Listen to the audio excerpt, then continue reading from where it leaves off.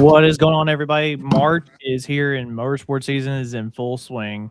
Just wrapped up the World Series of Pro Mod and the end of the Drag Illustrated Winter Series, and now it is time to roll into Mechanical Mayhem, Midwest Spring Nationals, the Truck Show, and Keystone Nationals, all on tap for the month of March. But we were lucky enough to secure the Drag Illustrated champion for the Winter Series and the 2026 Rookie of the Year for the Drag Illustrated Winter Series, Peter Norton.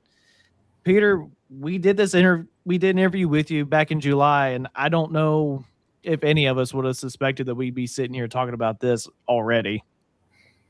That's a fact, without a doubt. We didn't have any clue what I was doing. I knew was going to maybe run a pro mod a time or two, and that was about the extent of that.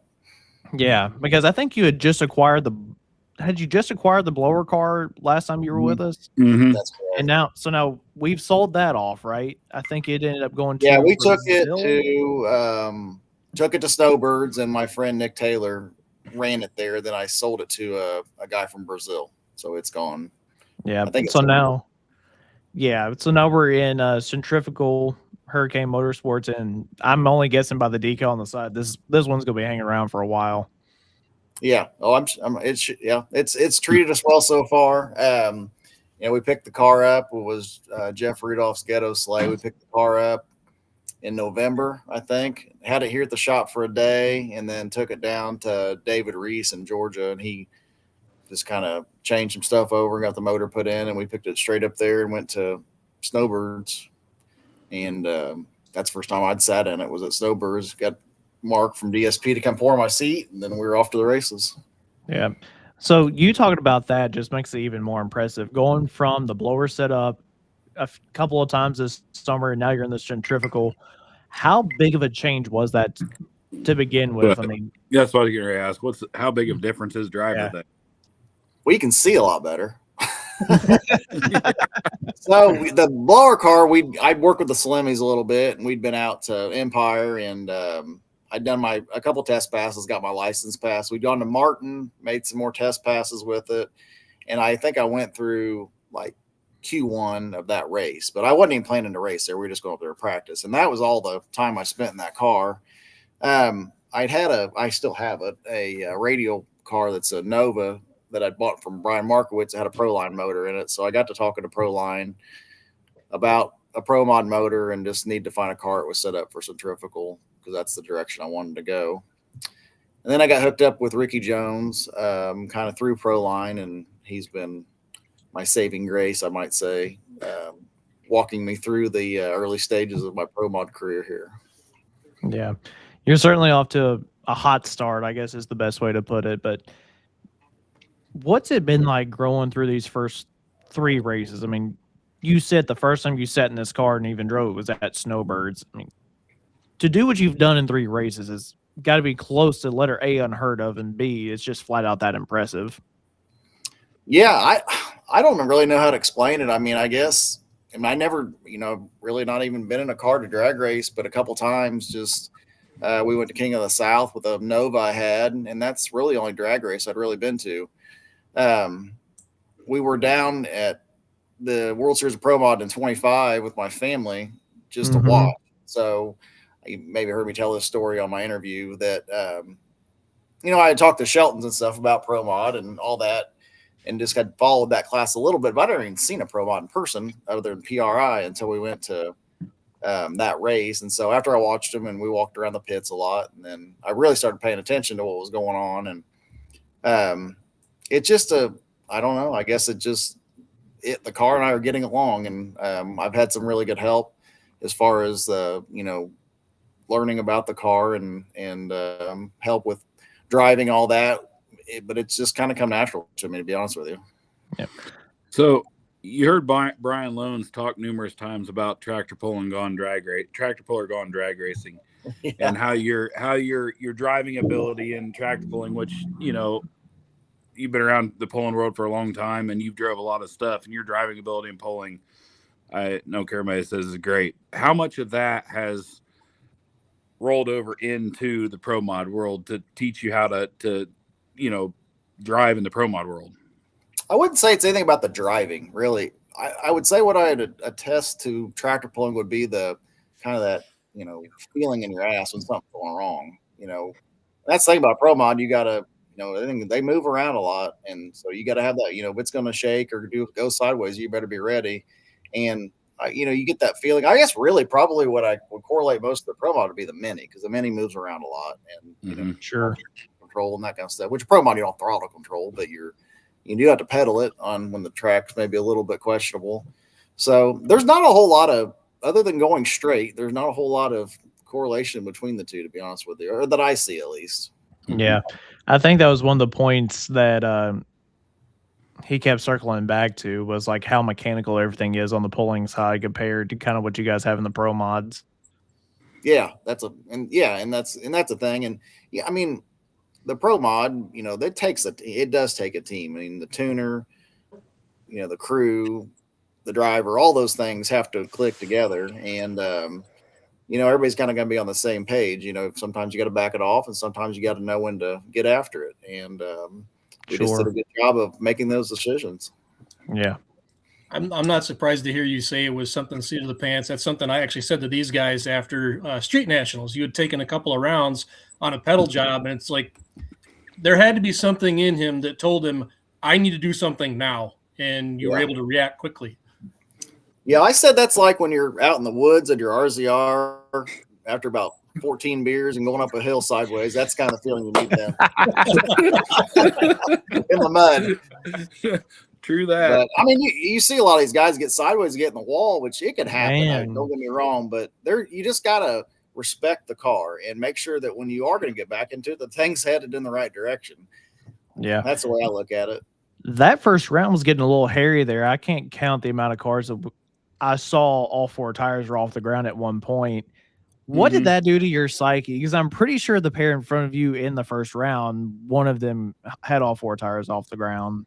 Oh yeah. I mean, I was prepared to pedal, and Ricky, we kind of knew what we needed to do, and we ended up going down, and I think we laid down a 64 in that first round, and was low ET at the time, and we just did it. We had some runs through testing in that low 60s range, so we had a little bit of data there. It was probably to our advantage a little bit, I'd say. Yeah. Maybe some of our guys didn't, and so we knew we needed to back it off a little bit, and it worked out. Yeah. The other thing I noticed too, whenever you were going through the rounds, was your lane switch. I know in that first round you were in the right. What would have been, if you're staying at the start line, the right lane. Whenever you went over to the left lane, were you forced to go over there, or did you have lane choice and wanted to be over there? Let me think here. I had lane choice part of the time. We chose left lane when I went to the left lane. Yes. Okay. But when I was against Lyle Barnett, he had lane choice and chose the left lane. I would have chose the right lane, so it worked out good for us. And then he spun and we went on, so it was kind of a blessing. And I'd faced Lyle in the second round of US Street, and we'd beat him there as well. And I was in the left lane, he was in the right. But it's just one thing. I mean, that guy's a legend in drag racing. It's cool shit right up next to him. So. Yeah, seems like you two are finding each other quite frequently already on the series. Yeah. So that's kind of cool. I'm sure he'll probably take me down eventually one of these days. Yeah, maybe not. I think your pass in the eliminations was one of the first straight passes we've seen. I mean, yeah, it was. I think it came down to you and Eric. I think you and Eric were the top two ETs on that round. Yeah, I think you're right. We're at least in the top three for sure. Yeah. We'd done some, so between US Street, we'd made some chassis adjustments to the car. It was kind of moving around, after US Street before the World Series. And so some of those adjustments really, really helped us out a lot on keeping the car straight. Just added some bars in a few spots and strengthened a few things up. That car is, 8 or 9 years old. And, just some of the technology and the way things are done now is just different. For it being a blown car, that's what they call it. Yours should be, I would think, what they call a 2-rail car.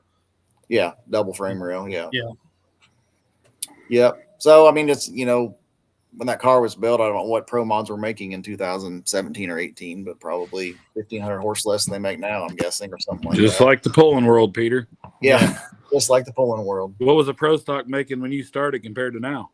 Sure. Well, I started pulling pro stock in 18, and they were probably making I don't know, 3,500 horse maybe. And they're That's making why I was figuring you're 55, 5,000 54. now. Yeah. So Yeah. Dang, I didn't Thanks realize to- they were making thanks to Weimer on that one. 3,500. Yeah, the light pro world's the same, bud. We started Yeah. at 2,000. We're 3,000 now. So yeah.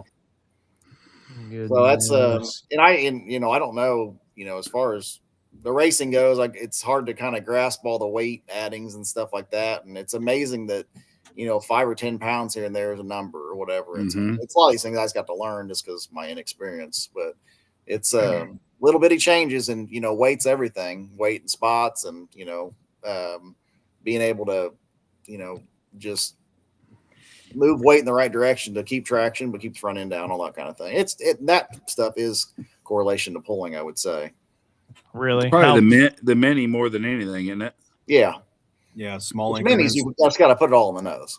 You don't have a choice. No. Yeah. So now your name's on the list for Mechanical Mayhem this coming weekend. How in the world is this going to translate for you? I mean, you're coming off this high of being crowned letter A Rookie of the Year and now the champion for the Drag Illustrated Winter Series. You've got to feel good going back into pulling though with the mini rod. Yeah, it's exciting. You know, like we went into last year with the mini rod. Just obviously I never driven one before, and I think we went to Nashville, I guess, and then made a couple of passes, and then went straight to Farley. And that last year I didn't even know if we'd go to Farley. Just I was like, man, paying that money, there's probably no way I'm going to be up there to do with the shit, and got second. So it was just one of those things out of 50 tractors and got second, won $20,000, and it just goes back to that same thing. And it's probably stuff I've learned from driving the pro stock. I'm sure that you just got to get the right equipment, right people around you, and just get it down the track in both aspects. It's the thing that blows my mind the most is the way that you're able to hop in no matter what vehicle you're in anymore, and you're gonna be competitive. That is absolutely crazy. I wish I could do that. I grew up on a farm, and I've driven everything known to man, probably pretty much, and I've just always been like that, no matter what we've done, and I've always been competitive, whether I'm racing my kids in go-karts around the circle in my house. I still want to beat them. So, and I think the drag racing thing, we bought a junior dragster for my daughter, so we're going to monkey with that this summer. So I think that'll be kind of fun. Oh, yeah, that'll be great.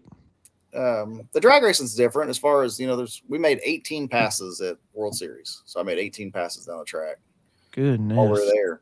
So that's a different aspect as far as between that and polling, because there's so much going on all the time, as far as family stuff going. Of course, we're there all week, but all day long you're doing something, opposed to practicals, you're maybe sitting around for a good part of the day. Yeah. So I'm assuming you did quite a bit of testing down there before the race actually got underway that week. Yeah, so we get out on Sunday and set up, got all stuff unloaded, and then we tested Monday. I think I made 2 passes Monday. Then Tuesday was an all-day pro mod testing, so I think I made 3 passes Tuesday, 2 Wednesday, and then we had 5 qualifiers, and then went 5 rounds of elimination. So, my goodness, dude, so you're certainly gaining seat time in a hurry.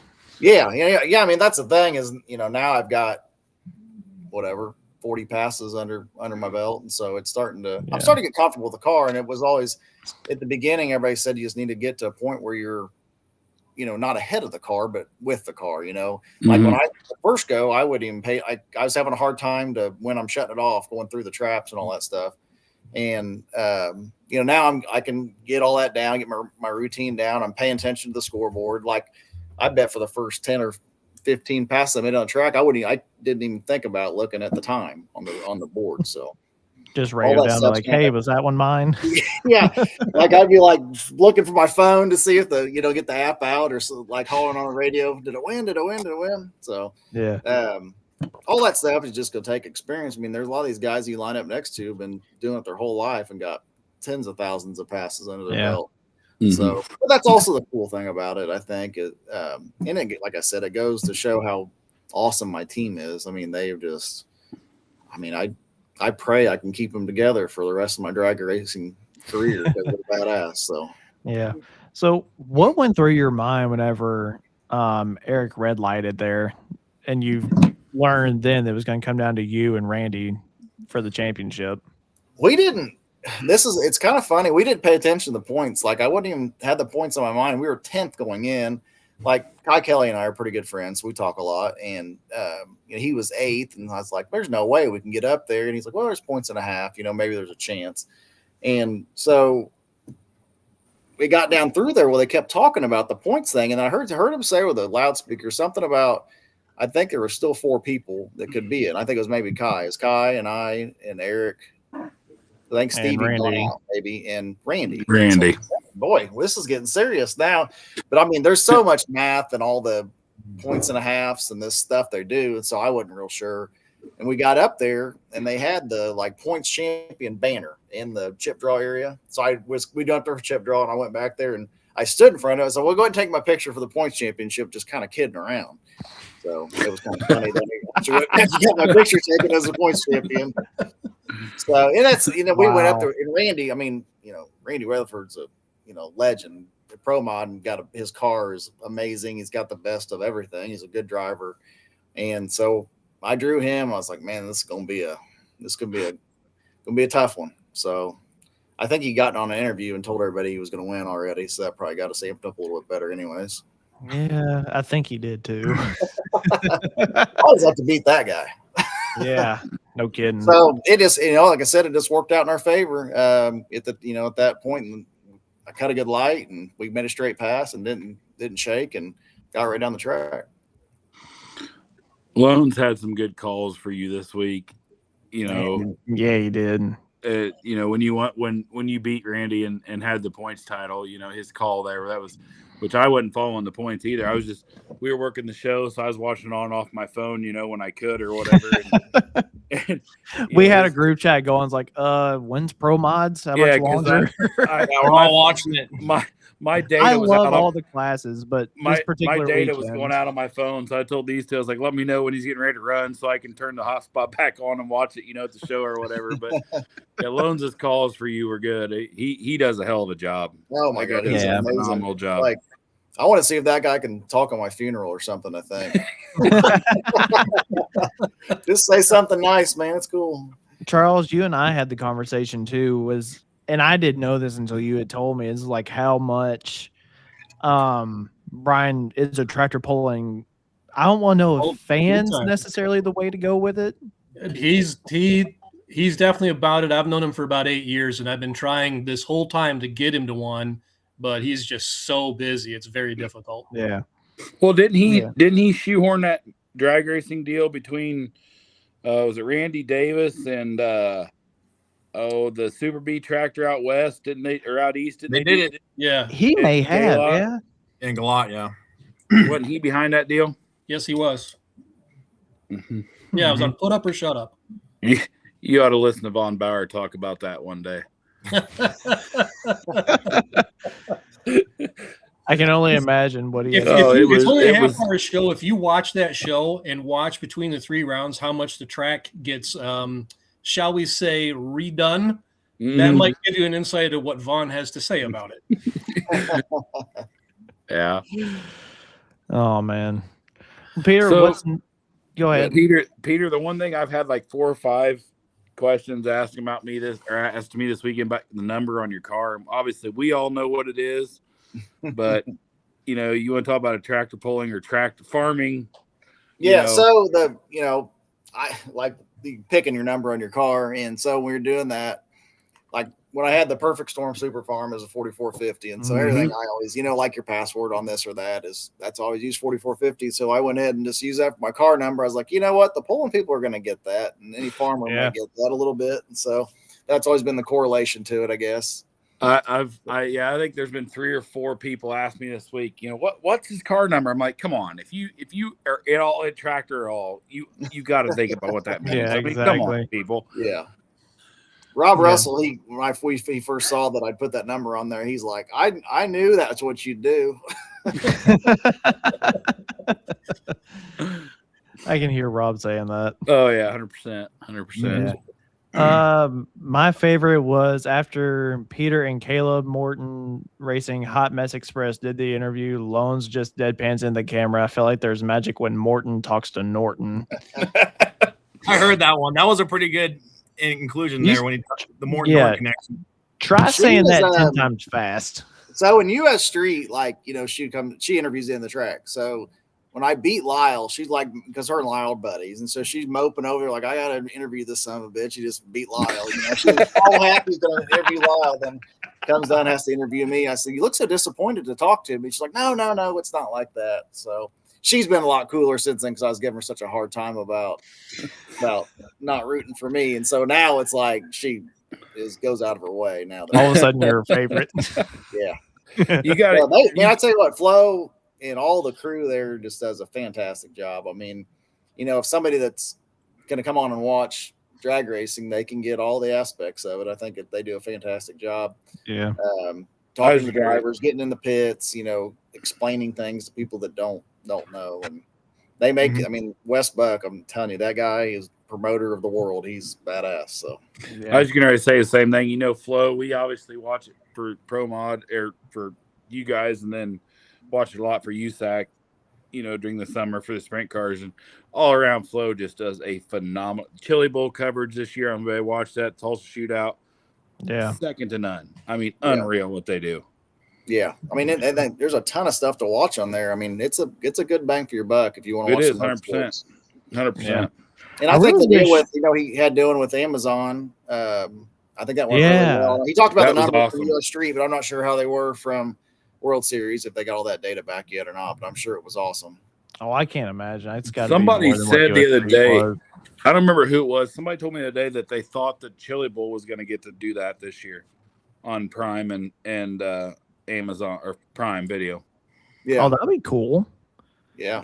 That event deserves. I thought Wes said there's like 250 or 300,000. He'll probably tell you when he comes on here for US Street that they had views. That's awesome. So I'm sure it was way more than that, but they had the reach was like 2 million or something on Facebook or social media. That's wow.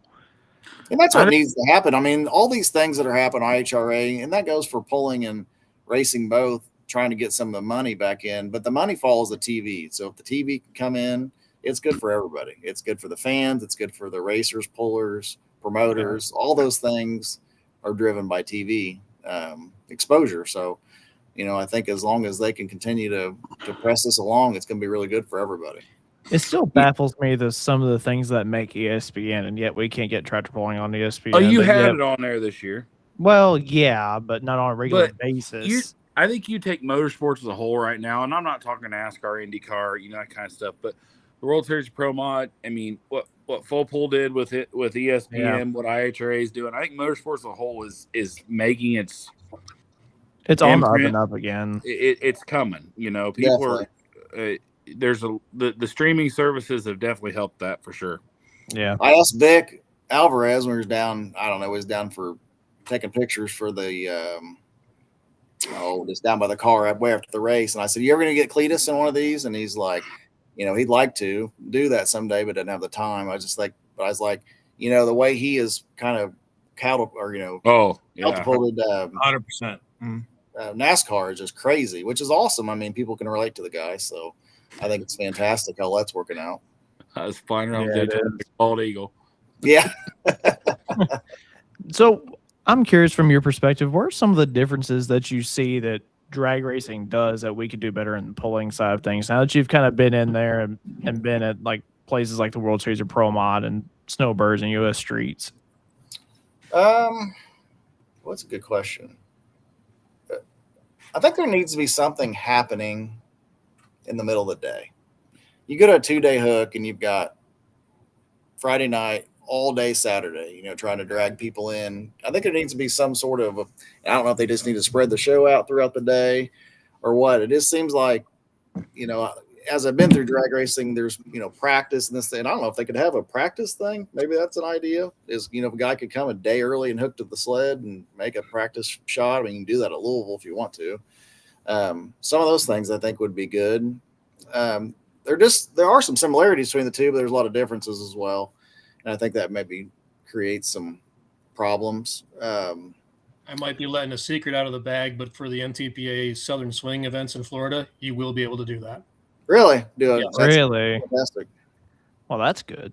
And the money is what's going to needs to change. I mean, it costs more money to run a pro stock than it does a pro mod by all means. So, Right. I think that's another thing that needs to be pushed. And, part of it is the pullers have been complacent enough to not complain about it. We're all here just for a hobby. And, if, we're running, $1 million of things up and down the road with, all our rigs and tractors and cars and whatever else, there just needs to be more push on, trying to help the puller or racer, get some money back for what they're doing. Just to kind of keep everybody going, really. Yeah. What's the entry difference in like the World Series of Pro Mod and going to run a Champ Tour or a Grand National event? What's the entry money difference? Well, I mean, like the high stakes. I mean, the high stakes was $10,000 to enter that for pulling, and that's basically $1,000 a pull. Mm-hmm. $2,000. Well, it's $2,000 a weekend, and the World Series of Pro Mod was the same amount. Okay. Was it really? Yeah. So you go run high stakes for, what's it pay to win high stakes? $10,000. 10,000 per pull. Yeah. Per Weekend. pull. Yeah. And the same deal for World Series Pro Mod pays $150. Yeah, definitely. So, I mean, that's just some of the things I'm trying to say is, I mean, $10,000 is leaps and bounds above what it was. So, you take that was 2,500 or whatever it's been in the past. Yeah. And I think that's We're growing going in the right direction. It's growing across organizations across the polling world. I think as the sponsorship looks, I mean, you take Skag Mowers, for example, coming into polling. They've never been in it before in their life. They're in drag racing.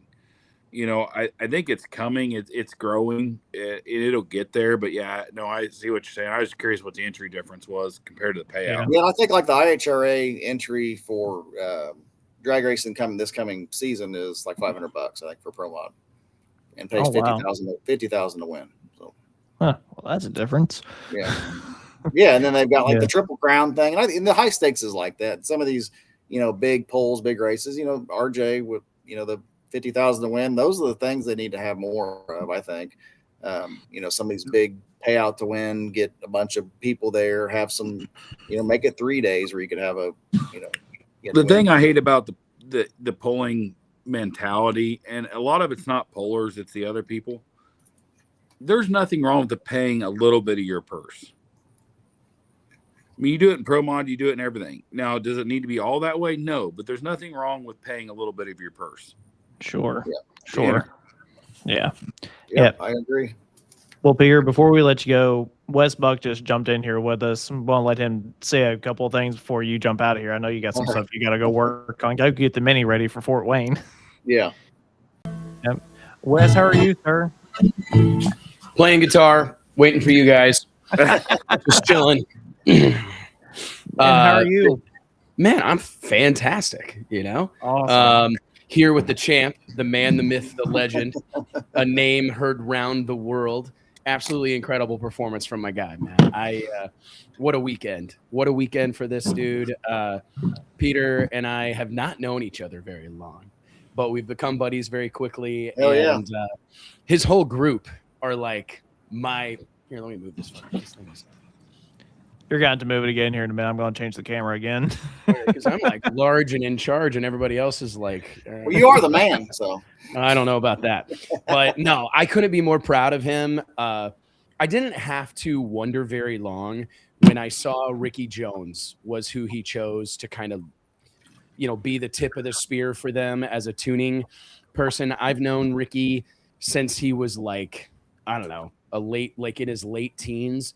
I grew up in the Midwest, so Galesburg, Illinois, where RJ Race Cars, Quartermax Chassis, Quartermax Racing, as it's now known under new ownership. But I've known Ricky for 100 years, and he's an extremely smart individual who is a sponge. He just absorbs information. And I think the worldly tuners, the guys who have gone out and operated in a lot of different environments, right? I mean, he kind of cut his teeth on NHRA Pro Stock and drove the car, did very well. I watched him make the transition into Pro Mod himself. They raced Pro Nitrous in the ADRL for a good bit and had a lot of success. But he's smart and he's detail oriented. He's consistent. And I just had a good feeling, like when I saw the people that were involved with Peter's program, that I thought, okay, these guys are going to be a problem quick, fast, and in a hurry. And they proved that. Yeah. I mean, they damn near doubled up at what I believe is the most difficult Pro Mod race on the planet. And I just couldn't be more proud of them. I mean, we look, you know, our deal, it's no secret. I heard you guys talking about entry fees and all these things for a minute there. And the Drag Illustrated Winter Series, like, it's an invitational, and that's by design. First and foremost, I have a strict no asshole policy. So, like, if you're not like my kind of guy or gal, you're, you know, it's not no hard feelings. We can all still be friends, you know what I mean? But you may not be a good fit for what we're doing. But Peter was such an easy choice. I just knew it immediately, and he has delivered in spades. He's a great ambassador. I don't know if you guys caught his speech, like when he was talking to the crowd there after he won the championship. He's just a humble guy. His parents were there. Like, I see the way the team interacts, and there's a real brotherhood there. Like, a lot of these guys, I mean, all of our guys have world-class equipment. Nobody's got luck, right? So it takes something beyond that to really be successful out here. It takes that harmonious relationship in the pits. I don't know if he told you this, but they think they had that thing down to the firewall at one point. I mean, they worked on that thing from front to back, tore up a bunch of stuff. And those are typically like the challenges that will bury a team. And I couldn't be more proud of what Peter and that whole group accomplished. Absolutely incredible performance. They are exactly the type of people that we are looking for, that I feel can help us elevate the sport of drag racing. So congratulations, Peter, man. We're all very big fans and cannot wait to see what we do next together. Yeah. Well, I mean, the opportunity was amazing. And I mean, Wes he's a top class dude. And I feel like we're going to go all these races now and be like, well, where's Wes at? And what's happening here? Why isn't this like the Winter Series now, you know? Because now Thank you. It means up a here lot and to me. everything's going to go down. Well, you know what? I got a bunch of those texts, and it's about the most validating thing. Tommy DeApril, who's been another longtime friend of mine who did very well this past weekend and throughout the entire Winter Series. He texts me and he goes, man, it feels like everything else we do this year is going to be a letdown. And I'm like, I don't want you to feel that way at all. But I'll take it, boss. I'll take it. And dude, I mean, for me, I love this stuff. And I tell my team all the time, if we're not excited, we can't expect anybody else to be excited. I mean, my wrists are literally sore from clapping. Like, I guess that motion all weekend, like, it literally feels, I don't know how, but I've never had, I mean, they hurt right now, like hurt to move. So anyways, the whole thing, we love it. And it's a flattering thing. There's a lot of great places to race right now. Like drag racing, it's a real interesting time in our sport, right? And what I'm excited about is all my guys have options, because we're not done. I try to remind them every time I'm in front of any of our talent, like, because that's how I see them. And I think a lot of that is, that's where a lot of our, I don't know what it is, like the secret sauce of what we're doing, I think is rooted in the fact, it's in the reverence that we have for these men and women. Like, I've been around this sport my entire life. I mean, you've probably heard this song and dance, but I was in my mother's womb 2 weeks before I was born at the drag strip. It's all I've ever done. And I have an appreciation for what these guys and gals go through. Like, I've put up awnings, I've drove all night, I've swapped motors, I've done all those things. And I understand how hard it is, what they're doing. And I think a lot of people just kind of gloss over it and take it for granted.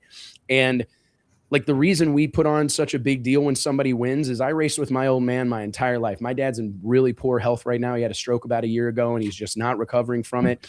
We raced all over creation, crisscrossed the country. I watched the man burn up a marriage and a bank account, chasing the drag racing dream. And I think we won twice in a lifetime. So like, I remind my team, like my Drag Illustrated team, some of these guys may never win another race. You just don't know. That's how competitive it is. That's how hard this is. Winning one of these races is a big deal. And we've got to treat it like no one that wins one of my races will ever fucking forget it. Ever. No. And that's by design. They're never going to forget that moment in time. because that's what our business really is we're making memories. We just happen to be putting on a drag race, but our goal is to go in there and make a memory that is a core memory that they'll never forget, like their wedding, the birth of their children, and when they won the championship at the World Series of Pro Mod or whatever. Like that, we want it to be in that category. And it takes that level of enthusiasm. And we're just getting started. I've told these guys, like, we're 2 years in now. This is our second season. We've crowned our second champion. You know, we get a lot of really like flattering comparisons to NHRA or PDRA or what have you. But I mean, even the IHRA, it may be in its 12th incarnation or whatever, but that's an organization that's been around since the 70s. NHRA is celebrating their 75th year. PDRA is, I think, in their 12th year. Like Midwest Drag Racing Series is in their 10th or 11th year. Like, this is our second swing of the bat. You know what I mean? Like, so we will get better. We will improve what we do. I'm nowhere near satisfied. I won't be satisfied until I'm signing these guys to contracts and they only race for me. Like, that's where, like, my ultimate goal is I will be at some point, mark my words, I'm announcing it here, is that I will call Peter and I will say, hey man, I'm about to email you a DocuSign. You only race for me. Like, that moment will happen. Shit, said that now. Yeah, but I mean, that moment will happen if it's the last thing I do. And I'll tell you, the Amazon Prime deal, huge shout out to Flow Racing. Like, for all the hell they take, I believe they do a bang up job. Phenomenal. I'm very happy with them. They take heat because they're out front, right? Like, that's why they take heat. There's a lot of eyes on what they do. They're relative newcomers to the sport, but I consider them our partners in crime. Do you know how selfless you have to be to say, hey, we can put your race on Amazon and let people watch it for free? Those are people that would normally have to pay $150. They forego, you know, I told them that I see, you know, Amazon as the on-ramp and Flow as the destination. We're using this as an opportunity to get more eyeballs on what we're doing and hope that we tell the story well enough that we can get someone to, you know, click buy or click subscribe. But, you know, that was a real selfless act on their behalf to let us put that in front of a, you know, not behind a paywall. We had, I'll tell you guys, we haven't gotten all the numbers back from you from World Series, but we had over 200,000 people watching the U.S. Street Nationals on Amazon Prime alone, right? Like, that's awesome. I mean, that's like middle of the road IndyCar race territory. You know what I'm saying? And to have some outlaw 8th mile door slammer guys generating anything that even is remotely close to an IndyCar or like a, you know, a mid, I mean, we're not in NASCAR territory. We're not in NHRA territory yet, but we're just starting. We just started this. Year two. So yeah, year two, like, this is headed in the right direction. And I'm telling you, like, Peter is a star now. Like, Peter Norton is a star. Wherever Peter Norton goes from here on forward, everybody there is going to know who he is. He's going back to Super Farm pulling. Yes, they'll know too. I'm taking that weekend off if that happens. I'm out. They'll know too. And I'll tell you guys, as an aside, I don't talk about this a lot. If I win the lottery, I'm buying a super stock pulling tractor, and I'm going to drive it every day. Hey, Wes, you want to come drive a mini rod this year? Say when. Let's do it. Friday night in Fort Wayne, Indiana. Okay. Well, we're making that happen. We're making that happen. Dude, I'm a truck and track. Like, my dad, I don't know if you guys know this. My dad, still to this day, owns an auto repair shop in Northeast Missouri, a small auto repair shop, 7 days, Northeast Missouri. Okay. And where I was born and raised. That's where I got my college education. Kirksville area, right? Yep, Kirksville, Missouri. Buck Brothers Sunny Slope Auto Repair. My dad always says we can fix anything but a broken heart, and we can give that a lot of sympathy, you know? And I grew up in an auto repair shop, and growing up in a farming community, drag racing wasn't really prevalent at all. But every local farmer had a 4-wheel drive pulling truck or a 2-wheel drive pulling truck, and we built so many motors for those guys. So I've always had a place in my heart. I used to crew on a 4-wheel drive pulling truck, super stock 4-wheel drive pulling truck. And so I've got a lot of appreciation for that. And that's, I mean, I don't know if you guys noticed this, but Doug Coletta, Top Fuel, doubled up, you know, 2-time back-to-back Top Fuel world champion, was at the race this past weekend. Alexis DeJoria was at the race this past weekend. Sean Reed at the race this past weekend. Ida Zetterstrom at the race this past weekend. There's some eyes on Door Slammer Racing that have never been on it before. Doug Coletta told me he's never been to a drag race that wasn't an NHRA national event in his life. Oh, right? Wow. And he was there, you know, he was there. His son won Super Pro. And I told him, I said, hey, dude, the next step on this whole deal is for Coletta Motorsports to have a Pro Mod car. You still run Top Fuel. I'm not trying to take you away from that. That's your passion. That's what you do. And I get it. But why not have a Pro Mod car that's sitting through the winter or through the regular season? And then when you guys, when November rolls around, it starts to cool off. You guys turn your attention to Pro Mod for a couple of months and then go back on your merry way. I mean, there are people in our space that have the resources to do that. And I think that to me, having the No Prep Kings guys there, having Ned Dunphy, big deal, dude. This guy just dominated Hot Rod Drag Week. Having Ned Dunphy there, having some of our Radial Tire guys. I mean, Jason Lee is a year removed from winning the Radial Tire Outlaws World Championship. He was there. This coming together. NHRA Pro Stock stars like Erica Enders and Aaron Stanfield, who went on to win. Like this, plus all the badasses that have been part of Pro Mod racing for a while. That coming together is what makes this thing so exciting. So anyways, Peter, couldn't be more proud of you. You're a fantastic champion. You're a great ambassador. I don't know that I could pick anybody better. I can't wait to see what we're able to do next together. And I promise you, we're just getting started, buddy. Okay, we'll be in touch soon. And tell your wife, thank you for sending me that picture of you and I in the winter circle. Give her my number. She sent it to, I think, the DI Facebook, but my guys got it to me yesterday. So thank you. Okay. There's a moment we'll never forget. You and me both, buddy. You and me both. Thanks, Peter. All right. See you guys. Peter, bud. hey, good luck this weekend, bud. All right. Thank you. Yeah, good luck. Wow. Man, Mr. Westbuck, how are you, bud? I am fantastic. I would be lying to you if I told you I wasn't a little wore out, but I'm still wound up like a physic woodpecker. So, Hey, Shane, look at your phone. Look at my phone. Mm-hmm. What we got? Don't say it publicly, but I got you. well, now I feel like I'm being left out. No, not at all. Okay. we'll tell you later. Okay, good. No, but man, so this has been my first time getting to experience the Drag Illustrated Winter Series as a whole. I got to come down to Snowbirds and experience what a Westbuck race is all about. I feel like I made a mistake not going to World Series or Pro Mod this time. I had to choose one this time, but I'll make sure I'll be able to choose maybe more. Just where in the world did you get this bright idea to string these three races together? And letter A, you're in Amazon, like you said. That's kind of the off ramp to get us a bigger TV deal, right?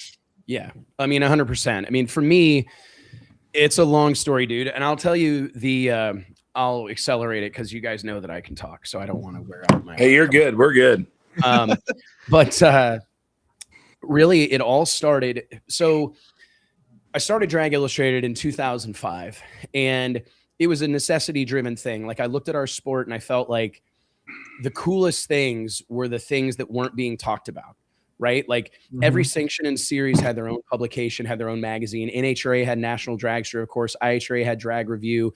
There was Drag Racer and Drag Racing Action, but they were really catered to NHRA racing and NHRA sportsman racing. You had NMCA had Fastest Street Car. NMRA had race pages. But there really wasn't anybody that was really going after this grassroots outlaw door slammer thing. So that was kind of where Drag Illustrated was born. Like some of the coolest stories and the best people I knew in the sport were largely going unnoticed. And at the time, I was general manager of a little 8th Mile drag strip in Iowa. And I was like, dude, no one's writing about our events. Like we're doing these badass races and no one's talking about it. Like what is going on? I guess I'm going to have to fix this myself. Started our own magazine. But the idea was always to put on our own events. Like I knew the end goal was to put on our own events, but I felt strongly that we couldn't put on events that would be as significant in the space as I wanted them to be if we didn't have a media platform, right? We couldn't wait for Fox. We couldn't wait for anybody else to come to us. We had to create our own platform.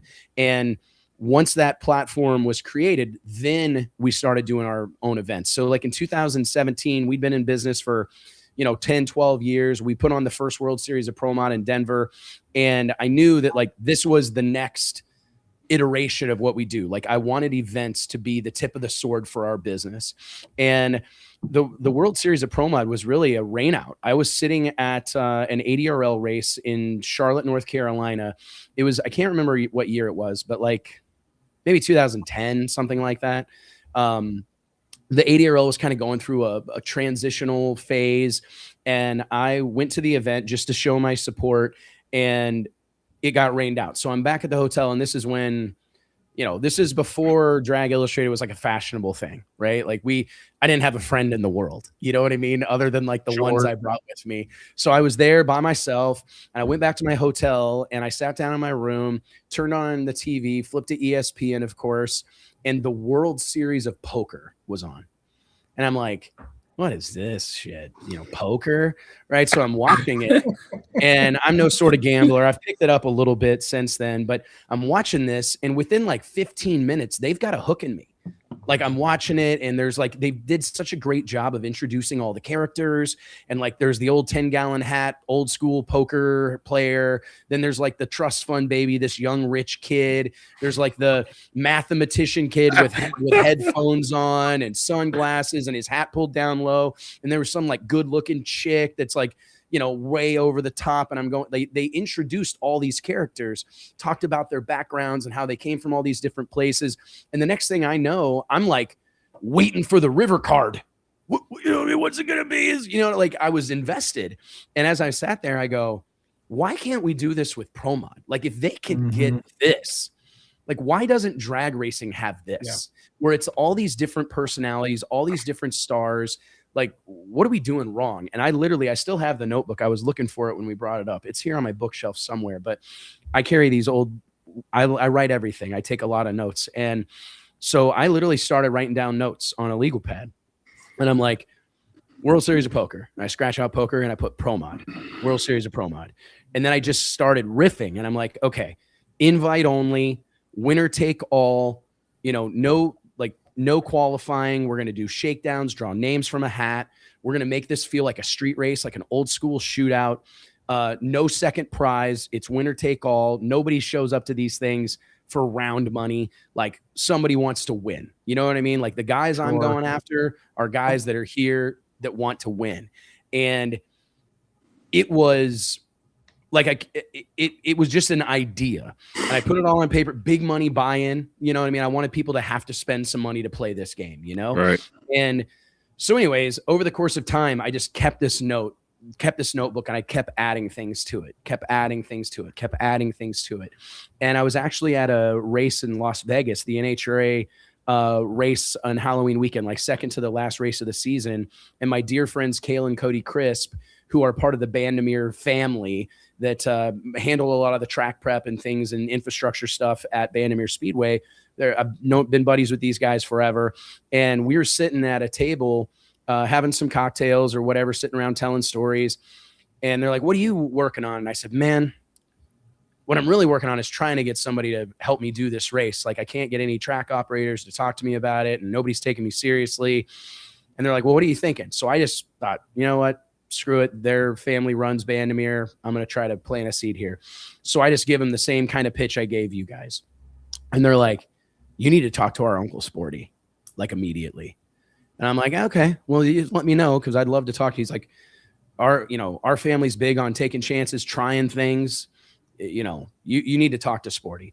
So a few months later, I'm at PRI, and here comes Sporty Bandamere walking up to the Drag Illustrated booth, and he said, hey, I want to give you my card. I won't bother you now, but I heard you've got a wild idea for a drag race, and I'm all ears.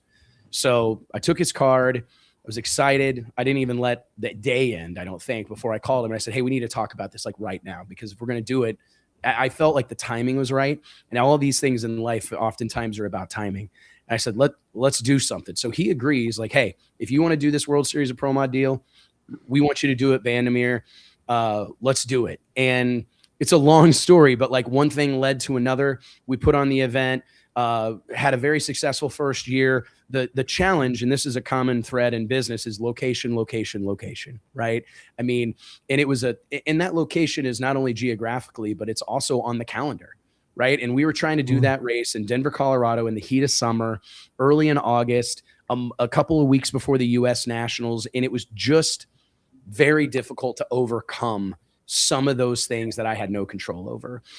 We had a great first year. We had an incredible second year. And then I could tell that we were going to be fighting an uphill battle moving forward. The atmospheric conditions out there are such a challenge for these cars in particular that I just felt strongly that we're going to have to change course. So we ended up taking a little bit of time off from the Pro Mod deal, the World Series deal. It was always my passion. We did a couple of events in Orlando with Pro Stock, NHRA Pro Stock, 500-inch Pro Stock, and a kind of a mishmash Pro Mod deal. But in 2023, I got a call from Vic Alvarez at Bradenton, and he said, "Hey, man, I've been a huge fan of what you guys do. I loved the World Series of Pro Mod. Like, what's your plans with that?" And I said, "Well, man, as soon as it makes sense, like I'm going to run it back, but I just, I got to make it make sense." And he's like, "Well, what if we did it? What if we did it at Bradenton?" I'm like, that's the spot. Like, I've got to be in the Southeast. I've got to be in the off season. We got to tick a lot of boxes for these racers. So one thing leads to another, and we do this. And Vic and I, on that very first phone call, I said, we had this conversation. He's like, "How cool would it be if eventually we like marry these three races up, the Snowbirds, the US Streets, and World Series, and turn it into a championship points series?" I'm like, right. I'm all in, dog. And so anyways, after we crowned Derek Ward our champion in 2024 at the World Series of Pro Mod in Bradenton, I walked over to Vic, and I remember it well. We were right there in the water box. I walked over and I said, "Hey, dude, next year we're doing the series." And he's like, "You think?" And I go, "Yep, Drag Illustrated Winter Series. I'll sell a sponsor. I'll get the support. I know I can get the cars. Like, let's do this deal." And he's like, "Bet." We shook hands on it, and the rest is history, man. I mean, those events are longstanding. Snowbird's been going on for over 50 years. US Streets for around 20.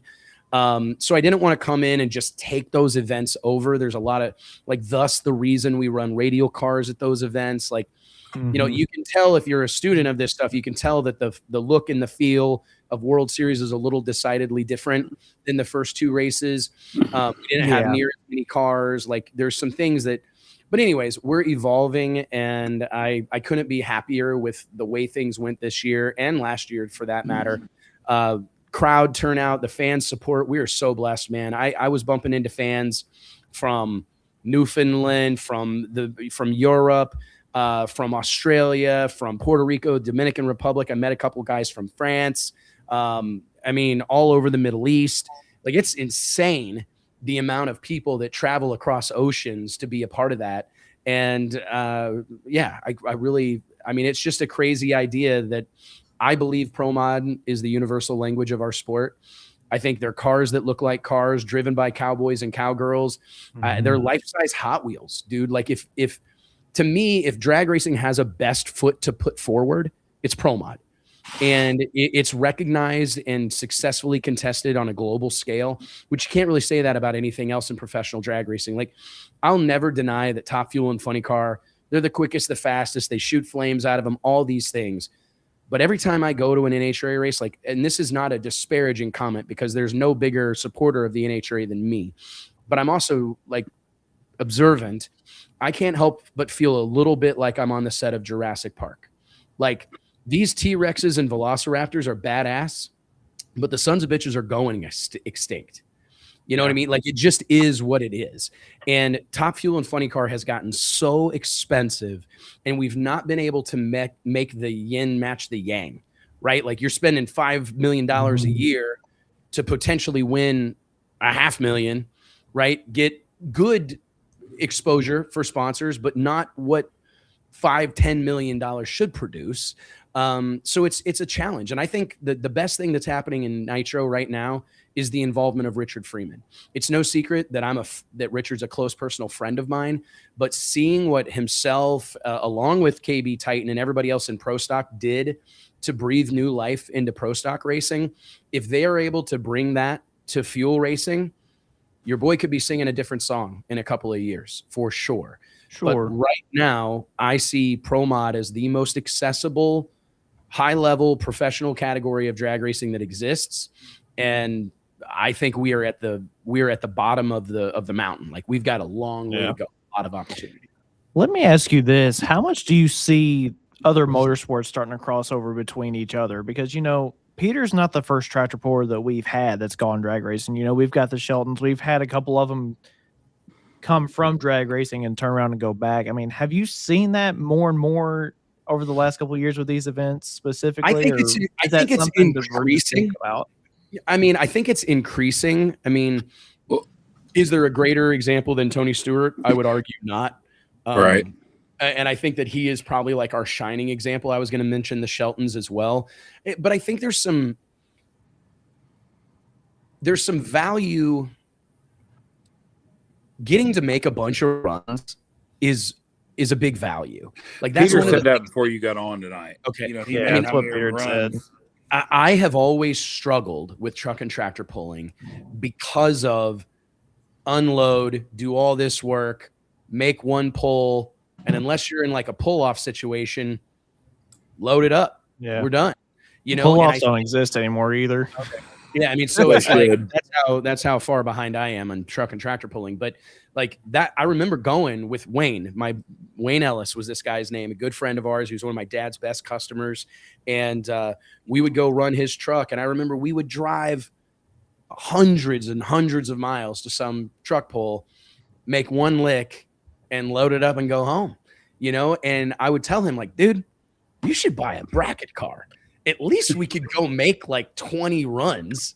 You know what I mean? Like at least we could go, you could get your kicks like a lot more for the money. Like, dude, we should go drag racing.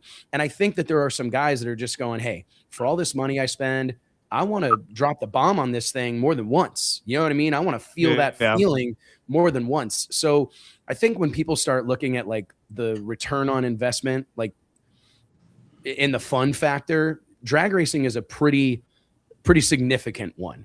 I mean, you're gonna get to make a lot of runs more than likely, especially the events that have testing, but that's another conversation because that's something that I would like to do away with. But nonetheless, giving these guys a lot of shots at it, I think, is a big part of it. And I wouldn't be surprised to see more of that. There's a lot of crossover. I mean, you guys have seen this, a lot of the same manufacturers. I mean, Mike Janis, Al Billis, all these guys, Noonan, PSI. I mean, there's tons of these guys that operate in drag racing that also operate in truck and tractor pulling. Not just that, but like you take what's happening in the state of Florida in this whole month.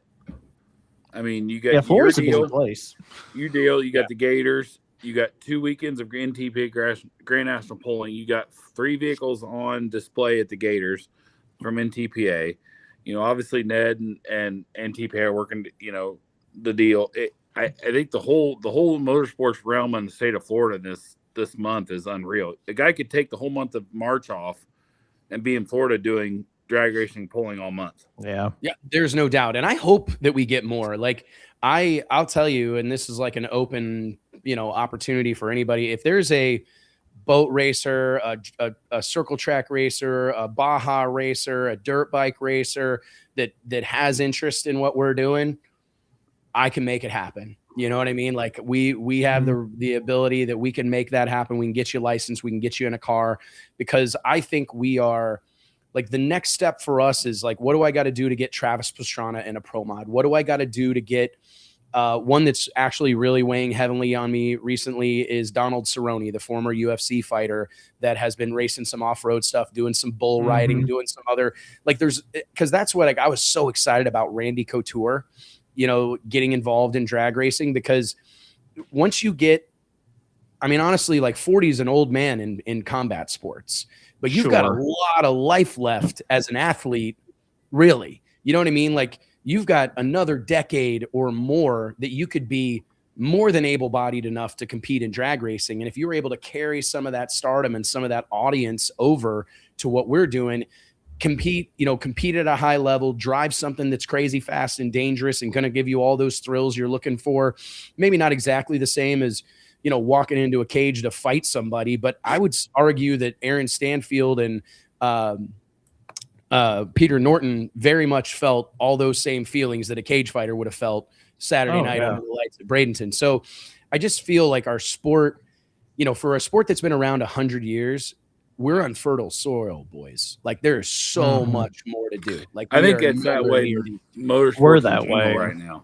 Yeah. I mean, now I say motorsports, NASCAR, IndyCar. I don't know. They may be a little bit stale, but NASCAR's coming back to where it should be. I don't know about that, but you know, tractor pulling, drag racing, you know, Monster Jam, even at that, it's all it's coming. We're making a dent that we haven't made in a lot of years. Oh, dude, look at Formula One. I mean, on the heels of like, I couldn't give two shits about Formula One until a couple of years ago. And that was mainly because my son started watching Drive to Survive on Netflix and became a huge fan of Formula One. And now he watches all the races, and I got to pay attention so I can have conversations with my son, and I think that our whole motorsports as a whole is experiencing something of a renaissance. I point to a lot of different things, but we have needed it to be fashionable to be into cars. I think that kind of went away. I know I graduated high school in 2002, and I driving to school with an S10 with a small block Chevy in it. You know what I mean? The massive cam, bump, barely running. I was a weirdo. I was the odd man out. I was definitely not the cool kid in high school. But I think today, if I showed up at the local high school here in Texas with a 69 Camaro and a big motor in it or whatever, it's going to be cool. I'll pay attention. That hunger for the tangible and the authentic that has been missing as we've all done this. Yep. 100%. 100%, man. I mean, and I say that all the time, Charles. Like, I tell people the reason I think our magazine still does. I mean, our circulation's never been higher than it is right now. And, it's a print publication, right? I mean, there's a lot of people, when I tell them that I own a magazine, I've had people offer me condolences before. You know what I mean? Like, oh, sorry, I still prefer to read a page I can turn, not a screen I scroll. Dude, I wish under the sun, it will tell you. Kids, even young kids, like my daughter's 11, she collects vinyl records. She can have every song on the planet on her phone right now, but she wants to she wants vinyl. She wants that experience. She wants to take something out of the sleeve, read the little booklets, read the lyrics, put it on the thing. Like it's a different thing. And I think the novelty of staring at our screen all day has worn off. Like it was cool for a while, but it's now like, all right, give me something that I can touch, that I can feel, that I can smell. And I know for racers and car people, like there's no accomplishment like being featured in a magazine. Like that's the thing. So no, there's not. I mean, I do think that things are in a really good spot. I do think it's precarious right now. Like there's a lot of new people in the space, and there's definitely like no pain, no gain, right? Like there's going to be, the market will speak, the cream will rise to the top as it always does. But I feel largely that motorsports and drag racing specifically are in a really good place. Like one of my favorite examples, I don't know if you guys, whenever Tesla launched the Cybertruck, sure. What did they do to promote the Cybertruck? They took it to the drag strip. I don't know if you saw the video they did, but like their launch video was taking a Tesla Cybertruck to the drag strip with a Porsche GT3 RS on a trailer behind it, and showing that our Cybertruck pulling a trailer is quicker than this Porsche that we're pulling. You know what I mean? And it's like, to me, it just shows you that this still cuts through. Tesla's like one of the most forward-thinking, advanced companies on the planet Earth. And when it came time to sell their product, they took it to the fucking drag strip. You know what I'm saying? And I just feel like that is a very telling thing to see. Like, hey, the smartest marketers on the planet Earth recognize that there's value to this old school thing we do. Go drag racing. And I don't care how, what age you are, what race you are, what creed, color, ethnic background, socioeconomic, we all understand. Every one of us that have a driver's license have pulled up to a stoplight at some point or another and looked over and said, not today, buddy. You know what I mean? Like we've all competed in a speed contest. So I just feel like drag racing, especially in this digital age, this quick, fast moving, people's attention spans are shorter than ever. I mean, we have to write shorter stories in the magazine because we know that we can't keep people's attention the way that we used to be able to do. So like drag racing, I mean, it's over in 4 seconds. Best case, you know what I mean? Like this should work really well on social. I mean, it's tailor made for clips and reels. So anyways, I feel like there's tons of opportunity with our sport right now. And I'm just excited to kind of be in the game. With your promoter hat being on, is there, so you've had this consistency for the course of 10 years plus from being a promoter to track in Iowa right through to what you're doing now. You've got the enthusiasm for sure. I mean, that comes through to anybody who's ever met you or knows you. And then you've also got to have the integrity piece to be able to continue to sell it to people, to assemble a team. lots of people have one or two of those characteristics. You've been able to manage all three this whole time. What does that take, and what's that look like to be able to assemble a team that's going to walk with you into doing something like this? Man, I am not a rich man by the traditional scoreboard, but I am wealthy beyond measure by the people that I'm surrounded by the relationships that I have in my life. Amen. I have been, I am very lucky to have, it starts with my wife and my kids supporting me. Like every crazy idea I come up with, they're on board. Whatever you want to do, we're behind you. And that has, gone on to Mike Carpenter and JT and I mean, our whole team, Nancy, like we've got about a dozen people that work on this project at any given time and full time. And I'm so lucky to have incredible human beings around me. They believe in us. They believe in me. They believe in what we're able to do together. And you hit on a couple of things. Like I promoted my first race in 2005, 20 years ago at Eddyville, Iowa. I had a little door slammer series that I did there, 5 races. Pro Mod was the star of the show even then, 20 years ago. Incredibly, some of the same people that raced for me back then raced for me now. Mark Mickey was at my very first race 20 years ago, and he's still racing for us today. There's several of them actually that have been a part of our deal at some point or another. And just it's the real special thing or the secret thing is just not quitting. Like I tell people all the time, like I've had 100 opportunities, thousands to quit, like too hard, going broke, COVID. I mean, I've had multiple. And when I started the magazine, I had 2 partners, caught them stealing from me, had to buy them out, at one point, took on an investor to be able to buy them out. Went through that whole rigmarole of having someone else's hand on the wheel, couldn't stand it, had to buy them out, had to get a bank to finance me with no collateral, nothing to my name, right? Had to get a bank to loan me the money, which was 100% me just going and selling myself to a banker, like, hey, I've got this thing, it's going really well, but I've got to take control over it.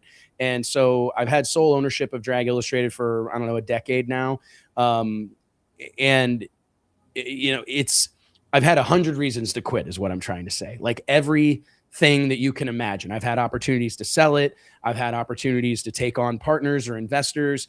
And we may go down in a hail of gunfire, but at least my hands will be on the wheel and I'm cool with that. You know what I'm saying? And the integrity part is just, and I used to not be as good at this. I mean, people will tell you that I never call them back or whatever. And, I grew up a lot, you know what I mean? Like I was young when all this started. I was eager. I would take on more than I could, you know what I mean? I didn't want to tell anybody no. Sure. I wanted to say yes to everybody. And admittedly, like I dropped some balls early in my career and made some mistakes. And, I'm not perfect. I've screwed up a ton. I screw up every day. But what I have gotten, what really matters is doing what we say we're going to do. I mean, we had this is like some inside baseball, but I think it's something I'm proud of. This past weekend, we did not have the turnout of true 10.5 cars that we were anticipating. I think one of you guys said something about, racers shouldn't, be above contributing to their purse, right? Mm-hmm. One of the things that we really try hard to do is if we're taking in like true 10.5 as an example, we had 32 cars for that at the first race. $1,000 entry fee. We paid $40,000 to win. So I put $8,000 on top. Right. And I was totally cool with that. That's fine. I figured I'd be able to sell a sponsor and everything was hunky dory. Second race, we were down a little bit on cars. That's when we turned the scoreboards on, which was not a very well received thing, but it was something that my team felt strongly about. And I backed them on, Yeah. I think that class is, this is a long conversation, but the whole scoreboards on versus scoreboards off is very polarizing in this space. And I would argue that if you have a race that you have successfully contested with the scoreboards off, leave them off. We're all egomaniacs in this sport, right? Like to varying degrees. Oh yeah. And when you have to see your name at the bottom of that qualifying sheet, and everybody knows that you're 2 or 3 tenths off the pace, your shit's slower than everybody else's or whatever, it will run you off. I've seen it happen. There are guys that have thicker skin than others, but when there's no qualifying and there's no times and you just lose or win, the fans, it's easier to walk away from because no one knows, like, whenever those scoreboards turned on, turn on, the separation between the haves and have-nots and the experienced and the inexperienced is impossible. It's obvious to everybody, right? You can't ignore it. So anyways, I think turning the scoreboards on, it was something we felt was important to do. We had some history that was happening. We wanted to produce the first 3-second run on a true 10.5. Like there were some things that we selfishly just wanted to do. Like we want these things to happen here. They're going to happen. We want them to happen here. But nonetheless, we get to World Series and I think we had 20 cars. So on Friday, I get a call from, Jimmy Dale and Poland, Michael Poland, who help us organize our small tire classes. And they're like, hey boss, like, what are we going to do on the payout here? Like most tracks, like if the car counts down this much, they would adjust the payout. You know what I mean? Like we don't have enough cars to support the 40 grand, let's pull it back to 20. And I went and grabbed Vic, cause Vic is our track partner and he's invested in all these things. And I said, hey man, what do you think about just paying it? And he's like, yeah, we got to, right? And I said, I think the right thing is always the right thing. You know what I'm saying? Like the right thing to do is always going to be the right thing to do. And I told him, like, I don't know that. We both had to shell out 10 grand each, essentially. It's like, hey, it's going to cost us $20,000 to pay the purse, but that's what we said we were going to do. So that's what we're going to do. You know what I mean? Like we're going to do it. So we both just said, I'll put in 10, you put in 10 and we'll cover it. No big deal. Move on. And it's, those things are hard to do, but I'm proud of making those decisions. Cause they're tough. You know what I mean? Like I've put on these events and not made 10 grand, you know what I'm saying, in the past. Sure. Like, so I know what it's like to go, that's not going to work. You know what I mean? Yeah, right. I'm going to have to borrow money from somebody, but by the grace of God, we're in a position where we're able to go, you know what, we're going to do the right thing. And those are the things I'm proud of, Charles, like just making those tough decisions. I don't know what it is, man, but I just care so much. I care so much about these people, and I've seen them get treated badly. I've seen them be taken for granted.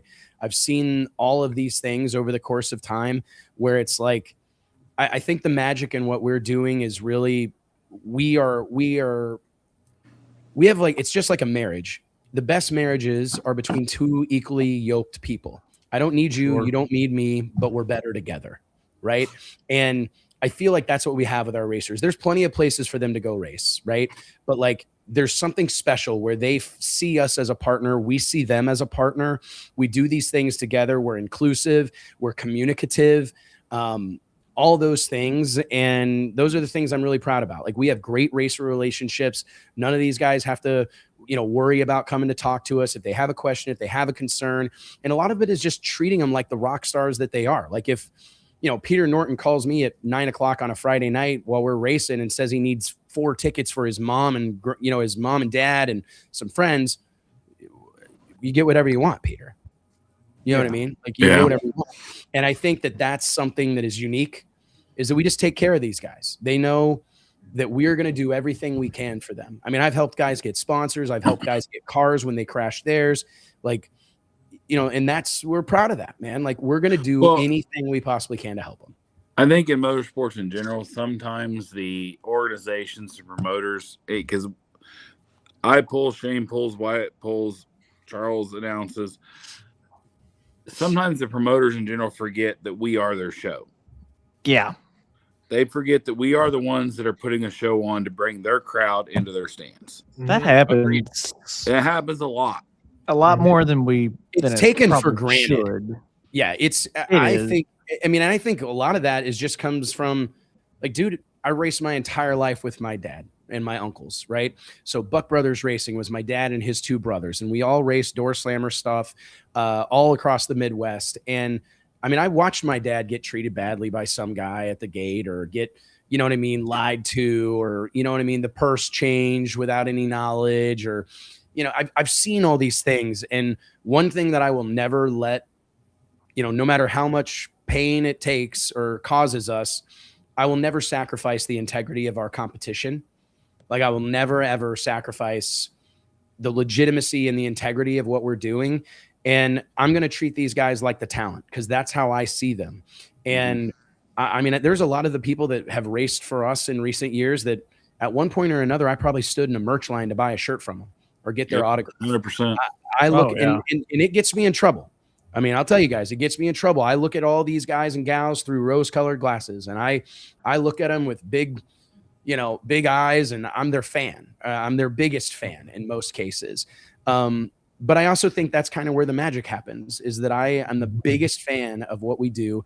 I would put my drivers up against any other motorsports driver. Come get some. If you want to try on any of my guys or gals, you want a shot at Steve King, you want a shot at Melanie Slimmy, you want a shot at Spencer Hyde, you want a shot at Aaron Stanfield, say when. You know what I mean? We'll make it happen, because most people can't do what my guys and gals can. And I just think that you're 100% right, Zach. Like the racers that roll through the gate, spend their own money, bring in all these people to make it happen.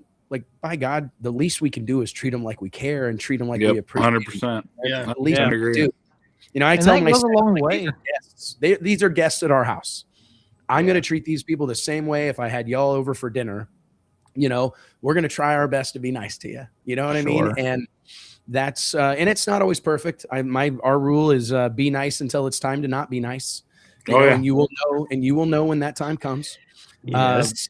But that's really what it's about, man. Is just treating these people with some gratitude and appreciation for what it takes. And I don't know that you have to be Don Garlitz to be like a good race promoter or but you do have to have some appreciation for the craft, like appreciation for the struggle, some understanding. And like I said, when I have some racer come up to me, you know, hitting the rev limiter, mad, whatever, fired up, I know that he's not an evil guy.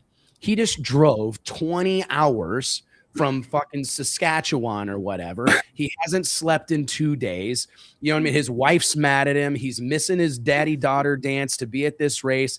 And he gets here and we parked him in a spot that he didn't want to park in. And by God, now he wants to fight. You know what I mean? And I get it, you know, and I just try not to take it personally and try to, you know, my general rule of thumb is I just get madder than they are. You know, there can only be one maddest in the boat, you know? So I just get madder than they do. Like, what? They didn't put you there? I'm going to fire everybody. And they're all saying, no, Wes, it ain't that big of a deal. Calm down. You know? And I'm like, okay, got you right back where I wanted you. You know what I mean? But it's I'll give you that one. I'll give you that one. Maddest in the boat. It's a great lesson. Yeah, it is. No, I agree with you on the sharing the love, I guess, idea. You know, we'll get done with a program and I'll take the polo shirt off and then go walking through the pits. And it's always in jest, but sooner or later I'll get stopped. Oh, you wearing that guy's t-shirt? And my answer is always, well, A, shouldn't I be? And B, get your tub out. I'll buy one of yours too. Like, let's go. You guys will notice I pretty much exclusively wear blank black t-shirts almost exclusively, no matter where I'm at. It's just another, if it was good enough for Steve Jobs, it's good enough for me. Like, I don't have to wonder what I'm going to wear every day. Right. I just wear the same thing every day. But it's for a reason, because to your point, Charles, I was at an ADRL race in Rockingham in like 2007 or 8, and the magazine was just getting some momentum, and it got cold. And Sonny Leonard, God rest his soul, he passed away a few years ago. Legendary engine builder who like 60% of his business was truck pulling. So anyways, he gave me a sweatshirt, and I put it on and I was freezing my ass off. So I was happy to have it. And I put this sweatshirt on, and like, it couldn't have been a half hour later, I bump into one of our best customers who was a competing engine builder. Yeah. And wearing that shirt cost me about $50,000. Because that guy never, the other dude that saw me wearing it got all salty about it and never advertised with us again, you know. But a little bit of a lesson learned, you know what I mean? But I mean, I get it, man. I try to do the same thing. I go mingle with these guys. I go hang out in their pits. And the other thing, and Peter said, like, he's missing, I go to other races. Like, one thing we're really proud, like, I'm proud of is I'll be at a handful of PDRA races this year. I'll be at a handful of NHRA races this year. I'll be at the Shakedown, Donald Long, his partnership race with the Petersons in Michigan and Keith Haney in the Midwest Drag Racing Series. I'll do a couple of Midwest events, because I don't want our fans, or excuse me, I don't want our racers to think that the only time I'm going to support them is when they come to me. You know, so I make a point to spend our money and spend our time to go support these guys wherever they go, you know. And for me, the coolest part is to show up to a PDRA race and see all those windshield banners that say Winter Series on them. You know what I mean? Like Oh, those are 100%. they don't take them off. They leave them on. They're proud of their involvement with us. And yeah, man. I mean, it's I love going to the races, and I love supporting these guys wherever they may roam. Wes, what you're doing is phenomenal. You know, me, somebody that's followed drag racing just kind of a little bit and been in tractor pulling all his life, along with these four down here on the bottom of this. I've just got kind of involved with drag racing. My wife's uncle's Rich Schaefer. You probably know that name. I know Rich well. right now. So I've, been involved with drag racing a little bit, but what you're doing is phenomenal. From a polling aspect, I can't give you enough kudos. What we love it, and I appreciate you coming on tonight. It's a huge deal for our show to have you on for sure, man. Yeah, man, dude. Thank you. You've been so good to us too. I mean, with meeting up at PRI and meeting you there at Snowbirds, and now you're here and all this stuff. And we said a year ago that we will have Wes on our show one of these days. Mhm. It's just a matter of when. So no, say when, man. I'll make time for you guys anytime. I appreciate it, bud. I'll tell you, I remember vividly going to events like PRI, having a panic attack, taking my anti-anxiety medicine, sweating through my socks, just wishing and praying, hoping to God that somebody would be nice to me. Please, please, somebody don't run me off. And so I get it. I mean, and that's like we had 80 credentialed media members at the World Series of Pro Models. wow. And it's like I appreciate them as much as anybody because they help us tell this story. They help make my guys rock stars. They take the pictures, shoot the videos, treat these guys like I want them to be treated. And I know most of those guys are volunteers. They're literally spending their own money, sleeping in their cars, all this crazy. And I appreciate it because I've done it. I've slept in my Lumina. I remember driving my 96 Chevy Lumina all over creation going, because back in the day, like there wasn't internet, there wasn't flow racing. That's why every time I see somebody bitching and moaning about flow, their stream buffering, I'm like, dude, I used to have to drive 2,000 miles to go see Todd Tutterow race, or I'd have to drive into deep Texas to see Frankie Taylor race. Right now, you can fire it up on your computer, your phone, your Roku, whatever, and watch it from the comfort of your own home, like 10 feet from your refrigerator. And we're going to complain about it because it's loading or there's some commercials. Give me a break, man. I mean, I about went broke buying gas in hotel rooms, trying to follow these guys and gals around the country. Yeah. And so we're like in a really, really incredible time, in my opinion. The accessibility to our sport, and you guys just got to keep on keeping on, man. I appreciate you having me on here. Anything we can do to help, we will do it. Shane, you can call me anytime, buddy. And I Definitely. All of y'all, anything we can do to support what you guys are doing. We need more talking heads in drag racing.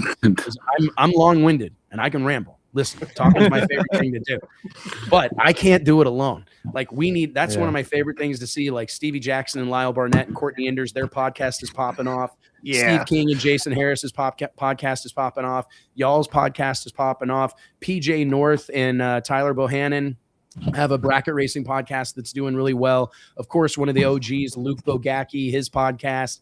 Like there's a lot of guys that are helping us, and we need, like, the sport needs that. We need, like, I don't think the NFL or NBA or MLB are what they are, or the UFC, if it wasn't for all this media that's surrounding them, right? Telling the stories and talking about these people. Because it's easy to be excited on Friday and Saturday at the racetrack, but it's much more difficult when you're back in the office on Monday, Tuesday, Wednesday, Thursday, or and we've got to, guys, like the people on the screen right now, we've got to keep the conversation going and keep the excitement level high through the week.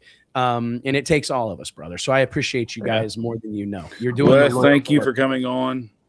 Get to pull this summer. Listen to Peter. Yeah, please. Well, it sounds like I'm going to drive a mini rod. What's a mini rod? It's one of the ones that have one motor on, like a blown Hemi. Yes.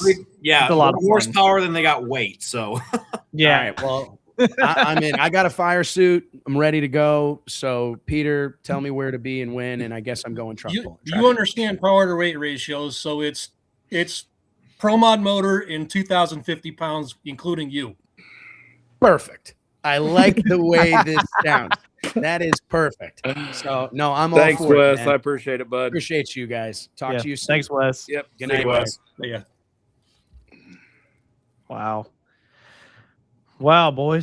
Get that. Thank you. Get that ugly ass off Sorry. the screen, would Nope, you? nope, Which one of these buttons? There we There go. it is. That's, You've done this for how long? You that's still the can't get the one. right button there? I'm still finding the right buttons on this new stream service. Boy, man. that was fun. That was an awesome Yeah, to get those it two was. on, and what Wes is doing is just unreal in the Yeah. motorsports world. Yeah, And man. I think going back to this whole thing, like cross promotion we were talking about before, if you notice throughout your Facebook pages, there's a lot of pullers paying attention to what the heck Peter was doing. Yeah. Dude, Peter the was amount a of very pullers I popular saw guy for pulling free. for Peter on Saturday was insane. Mm-hmm. And I think it just, awesome. I think like kind of going back to why we started this, or a part of what we started this is cross promotion in the sense where we can all kind of row the boat in the same direction for our whole entire industry. What we do at PRI and in the motorsports industry as a whole, because like you said, you got to keep talking about this because there's always stuff to talk about. And I kind of want to talk about like his media members. 80s crazy, but they all tell a good story from a different perspective. Yeah, they do it 80 different ways, which is kind of crazy to think about whenever you've got the cars going down the track. And the other thing I'll say about drag racing media, they don't all do the same shit. Oh gosh, no. No. And they all Charles, work together. Help me here. I've witnessed No, that. it's when we do Ultimate Call Out Challenge every year, the media turnout, it's down a little bit now. It's probably in the 40s, but there was a stretch there prior to COVID where I want to say one year it was 96 credentialed people. Dear Lord. And you were not, no two were going to tell you the same story. It just, No. There was so much going on and so much to cover. You just went and found it. And Yeah. each person who had something on their bucket list was at the very top that they wanted to cover. And I guarantee it was almost different than everybody else was. Sure. Yeah, it was. But boys, you want to talk about covering events? We've got events this weekend. We've got Mechanical Mayhem, Fort Wayne, Indiana. That's going on Friday, Saturday, but Gordyville, Midwest Spring Nationals. All of us will be there. Our return to Gordyville, and we're doing our charity Tunnels for Towers again, right, Charles? Yeah. I know Clint had maybe talked about doing something different, but I think Justin overruled it, and that's fine because I actually like that charity very, very much. I was gonna say, based off what Justin said, if it got overruled, I don't think Justin knows. No, have you guys seen the picture he posted a couple hours ago? Yes, I did. I shared it. It's awesome. Man. Yeah, it's awesome. I don't think that all goes with it. It's just it's still just the tractor, but It's a travesty if it doesn't go with it. It's It is a awesome. shame. It does look sweet. Yeah. It looked great on myself. I think we're down to 150 tickets now left to sell. This is limited entry this time. I think we started with, I can't remember if it was 250 or 300. So why is that, I wonder? Just something he wanted to do a little bit differently this time to see if it would work. I don't think he's ever done it that way. It's always been just kind of an open raffle. Yeah. That maybe, and he and his wife were tired of writing everybody's name on a ticket, so they wanted to limit it so they're not.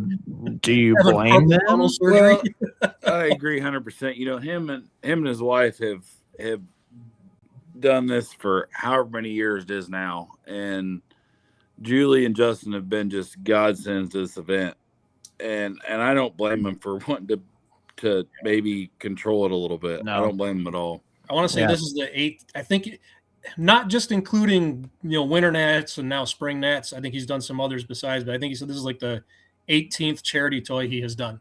Yeah, I think you're right, because the first one I was ever really involved in was the Adam Beal toy. Yeah, and that was in. I have to go back and look at my stickers when Adam passed away. that'd be 10 years ago now, I would think. At least. I think it's 10 or 11. Mm-hmm. Yeah. But as y'all can see here on our screen, this is going to be the run.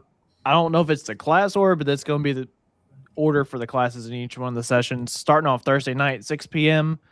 Going to be rocking and rolling pretty early. We have test passes at, I think it's noon on Thursday. 11. Okay. Man, I got to leave even earlier than I thought then. Okay. Yeah, me too. Crud. So session 1 starts Thursday night. It's 6 o'clock. And then we just keep rolling along as if we're at Midwest Winter Nationals, starting at 11 a.m. and 6 p.m. for every single session. Except for Saturday, we start at 7, but that is finals night. And I think last I checked, total entries for this is right at it's at 234. So we're going to be having a great show, and I cannot wait to get there. And, boys, it's a return to Gordyville for a couple of y'all. For me, it's my debut in Gordyville. Charles, will be your debut in Gordyville, too. On microphone, but I've been there. Well, it's been a long time since I've been. It is an experience, folks, and that's all I can say. It is an experience. I been there a lot of years, and boy, Shane, I feel sorry for you UK fans this evening, but oh no, is it that bad? 96-85 final. Ew. But Gordyville is an experience. If you're listening now and you don't have your tickets, you're not planning on going, get your ass to that barn. Get your ass to that barn in the middle of a cornfield in Central Illinois. Just do it. Let's show this building the respect it deserves from us being there in the past and all the stories that this place holds. And the pictures I've seen of the building. Tim Wolf, I agree. It won't be 20 below this time. No way. The pictures I've seen today of the remodel of the building, it's definitely bright in there. Joe obviously found the black dirt today with the road grader. We've seen that on Facebook. Yes, he did. Anywhere you go that Clint puts on a show, second to none.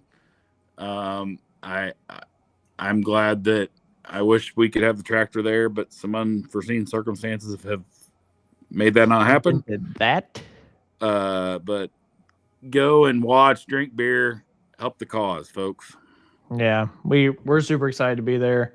On top of that, Mechanical Mayhem, like I said, the NCPA is going on this weekend. They've got Pro Stocks 2-wheel drives, Minis, 3Os, and Light Pro. And a 4-motor mod with a new driver making a test pass. Oh, is Jeff going to take it? Sounds like it. Jeff's going to take it. What it sounds like it. Had a couple of other lists come out today too. Mid America Truck Show list came out. Be getting ready for that one. And Keystone Nationals drivers lineups came out.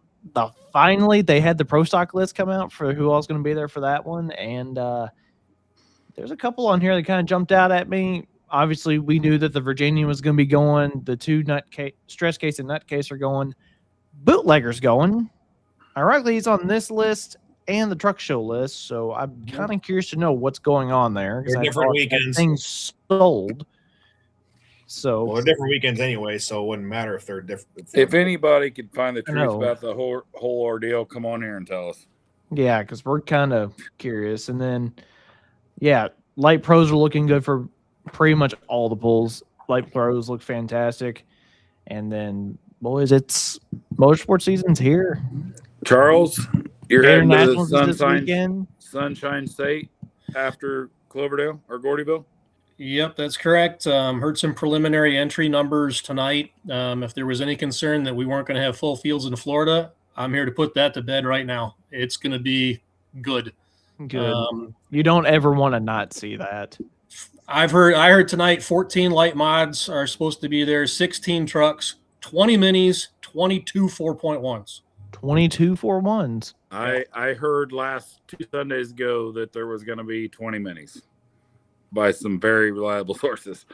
Yeah. And it's still got time. There's only reason to think that might go up. So, guys get parts or whatever. I hope to God that they can put on a good show because it's been however long since, national polling has been in the state of Florida. And 1979. And I thought it was 1998 was in Naples.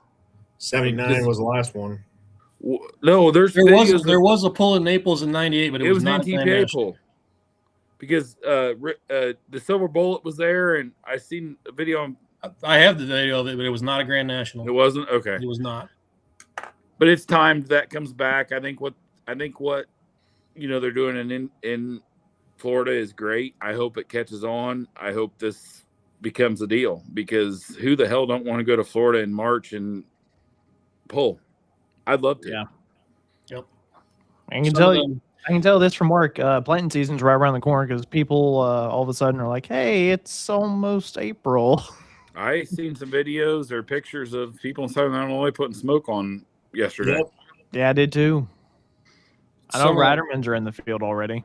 Some of the things that people have been saying the last couple of years, and Peter even mentioned a couple of them tonight talking to him in this program, You know, why can't you have test hooks? Why can't you have some of the things that European pulls do? That's been listened to, and when we get to Florida, some of it's going to get tried. So, and we'll see how it goes. So is there more of it that's being tried than what you told us probably? Oh yeah. Okay. Oh yeah. There's way more coming, but the one thing we'll slow roll that. I'll have a little fun with it. Well, I know, but still, I was anticipation. curious to know if the one you told us was the only thing. That's all. The one thing I'll tell you that, you know, Wes brought up and Peter brought up and we've talked about, the cross between the drag racing and pulling world right now, I think, is bigger than it's ever been. Yeah. I mean, that's literally what this is pretty much founded on. Just throwing that out there, too. The cross promote between all of them. What's going on at the Gator Nationals this weekend with Trencher and Chase's mod and the mini being on display, and what Skag is doing in NHRA and now in tractor pulling. You know, it's all linked together, and I think it's just up from here. I really do. Yeah. It has to be. You know, there's no other way to put it. But Wyatt, where are you going to be at this weekend? Are you hanging in the shop getting stuff ready to roll? I am going to be in the shop. We have a couple of different customer projects coming up this weekend. One being damn near a full build going to be delivered. Can't get away from that.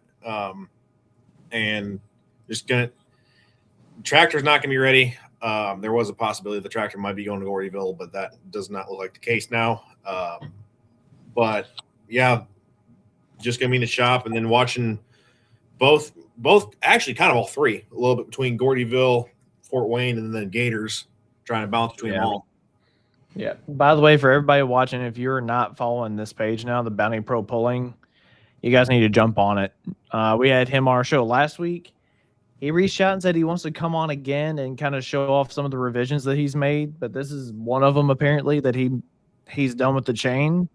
It acts more like a chain now instead of like a pole that doesn't move much. This chain's allowing you to actually move your rear end around like a pulling tractor does. So that's going to be fun to listen to. I'm here to tell you what, that kid is unbelievable. He's incredibly smart. Mm-hmm. And I'm not even going to try to pretend that I'm. There's a lot of excitement for that because we've received a lot of messages about where can we try this and when is it coming out? Because we want to the Motorsports Almanac page on my watch. Oh, have you really? Yes. That's a good thing. You used to not be like that. That is a good thing, sir. But no, in his post today, actually, he said I'd share more at 500 followers. So here's a look at the proper pulling physics coming into Bounty Pro Pulling. He is honing in so hard on trying to figure out how these machines act and what it takes to make them do what they do in a game sense. But it will be available only for PC, and the beta will be available towards the end of this month. Follow the page for more details. I can only imagine whenever the beta comes out, we're going to host an event on that show. Gotta be, right? So we'll have him on next show for sure. And then I think the 30th, I think that's the goal, but we'll see. I'm super excited for it. Charles, you're at Gordyville, then home, then Florida? No, I don't get a break. It's Gordyville, Florida, North Carolina. I'm gone all of March. Boy, wouldn't you love not have a job and just spend the month of March in Florida between the World Series? It would be wonderful, but my job's pretty sweet and it pays really well. So I'm gonna bounce back and try to do that during the week too. So you got the World Series, you got the Gators, you got 2 weekends in TPA of pulling in Florida. I mean, what more could there be? I will tell you guys this too before we get out of here. I have seen that the multiplayer part of this game is working. I got a video sent to me that they're talking to each other and working. So we're close, y'all. Just give us a couple, 3 more weeks. Charles, you've got a computer that can run this, right? Yes. Okay, good. Zach, you suck. This guy doesn't. And I don't know what Stream is. I don't know what Discord is. Any of this shit. I don't know what it is. You're going to get a crash course really soon. Oh, yes, you are. Here we go. Oh, yeah, y'all, before we get out of here, the guests we have got lined up to come on this show here in the coming up few weeks is going to be a lot of fun. We've already mentioned a couple of them that we're kind of waiting on one to get done with their regular job so they actually have time to come on and do this, but the couple of other ones that we've been able to pick up, to be on this show. Is going to be fantastic. One night's going to Just be stay pretty tuned. well education night. Just stay tuned. Stay tuned for that You know, one. I think we'll take a week. Are we going to take a week off after Gordyville? What is next week? We're going to need a week off after Gordyville. Let me see what KOD says. If he wants to come on and show off some more stuff, then that might be a quick show just to recap everything and show that off. And then after that, we should have a break. I'm not going to say yes, not going to say no. Well, we're working on some stuff. Just stay tuned before the season starts. And obviously, like I said, another 4 seasons here, folks. Yeah, we've got to deliver on the one interview that we've been talking about doing since freaking winter. And then, the other thing, we roll right out of Florida. You got a little time off, and you go to Evansville. Yeah, no kidding. Yeah. What time off? Who are you kidding? Yeah, man. I've got maybe 2 weekends off, and that's it. For the whole rest of the year? We did until October, yeah, probably. Nah, there's one weekend in October you're not getting out of this time, buddy. Sorry. We did have a little shakeup in the IPL schedule, so I will be in Evansville. So. Oh yeah, that track. Yeah, that one. That was unfortunate. I really wanted that one to go through.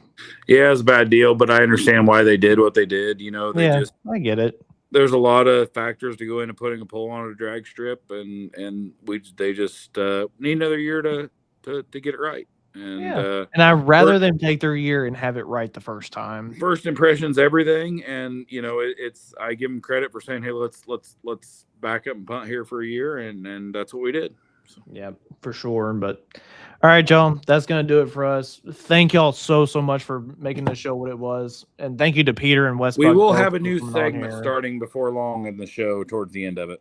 No, jeez, yeah, okay. I forgot about that tonight, but it went want to even longer. Try and cover Gators, or are we just gonna let that go? I mean, it's NHRA 75th season opener, man. What else needs to be said about it? It's gonna be good. It's gonna be big. Records are going to be pushed, especially if what we see in testing is going to relay into racing. Holy Lord. Mm-hmm. Yeah, for sure. But thank y'all, everybody, for making the show. If you can't make Gordyville, tune into the live stream, whatsmoking.net. Let Ryan show you how make it work. Yeah, for sure. So thank y'all, and we will see y'all again soon.